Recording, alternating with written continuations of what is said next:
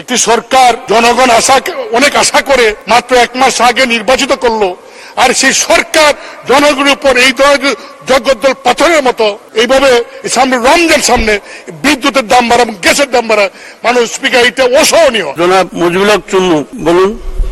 Speaker, 2021 সালে Covid আক্রান্ত হওয়ার পর মানুষ অনেক কষ্টে আছে। তারপরে ইউক্রেন যুদ্ধের কারণে আন্তর্জাতিকভাবে তেলের দাম বৃদ্ধি পাওয়ার কারণে, আমাদের ডলারের অপ্রতুলতার কারণে ব্যবসায় আমরা নিয়ন্ত্রণ করছি। এই সমস্ত কারণে ইন্টারনালি যেগুলি পণ্যের মূল্য বৃদ্ধি হওয়া উচিত না, সেগুলিও সেই সমস্ত পণ্যেরও মূল্য বৃদ্ধি হয়েছে। অনেক মানুষ বেকার হয়েছে। ঢাকা শহরে অনেক মানুষ বাসা বাড়ি ছেড়ে ঢাকায় বাইরে চলে যাচ্ছে। অনেকে কম পয়সা বাড়ি ভাড়া করার জন্য যেই বাড়ি থাকতেন সেই বাড়ি ছেড়ে দিচ্ছেন। অর্থাৎ মানুষ একটা দুর্বিষহ অবস্থার মধ্যে আছে। বাজারে গেলে যে কোনো সাধারণ মানুষ দ্রব্য যে মূল্য, এর কোনো নিয়ন্ত্রণ নাই, সরকারের পক্ষ থেকে তেমন কোনো সুপারভিশনও নাই। মানুষ খুব অসহনীয় জীবনযাপন করছে। এই অবস্থার মধ্যে মাত্র নির্বাচনটা গেল, আজকে দেখলাম যে সরকার বিদ্যুতের দাম প্রতি ইউনিটে 34 থেকে 70 পয়সা বৃদ্ধি করেছেন এবং গ্যাসের দাম বাড়িয়েছেন।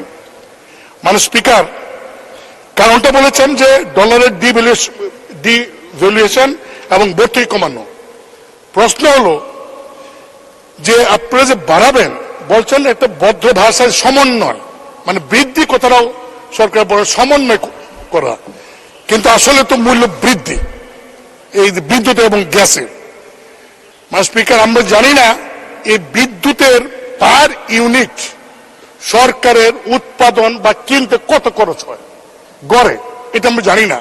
কিন্তু সবসময় বলে আসছেন যে ভর্তুকি হাজার হাজার কোটি টাকা ভর্তুকি দেওয়া হচ্ছে, সেই ভর্তুকি কমাইতে হবে এবং আগামী 3 বছরের মধ্যে প্রায় 40-43 হাজার কোটি টাকা ভর্তুকি সেটা কমাবেন। কমান, কিন্তু কিভাবে কমাবেন? যে জনগণ নিষ্পেষিত, বাজারে যেতে পারছে না, বেকারত্ব বৃদ্ধি হচ্ছে, বিদ্যুতের দাম বাড়া মানে এর সাথে অনেক জিনিসপত্রের দাম বৃদ্ধি হবে, কারণ বিদ্যুতের সাথে অনেক আমরা পণ্য উৎপাদন করি, সেই পণ্যগুলির দাম বৃদ্ধি হবে।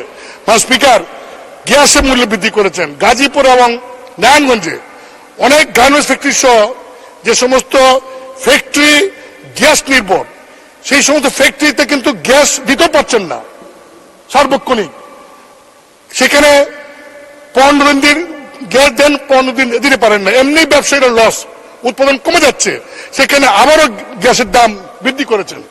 একটি সরকার জনগণ অনেক আশা করে মাত্র 1 মাস আগে নির্বাচিত করলো, আর সেই সরকার জনগণের উপর এই ধরনের জগদ্দল পাথরের মতো এইভাবে সামনে রমজান সামনে বিদ্যুতের দাম বাড়া এবং গ্যাসের দাম বাড়া, স্পিকার, এটা অসহনীয়।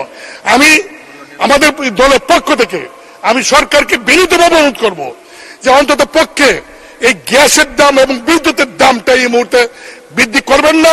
সরকার একটা স্থিতিশীল অবস্থা আসুক, দেশের মানুষ একটা স্থিতিশীল অবস্থা আসুক, ইকোনমি একটা নর্মাল অবস্থা আসুক, তখন আপনারা চিন্তা করেন। এখন অন্তত চিন্তাটা বাদ দেন। এই মূল্য বৃদ্ধিটা প্রত্যাহার করার জন্য আমি সরকারের কাছে অনুরোধ রাখছি। স্পিকার, আপনাকে ধন্যবাদ আমাকে কথা বলা দেওয়ার জন্য।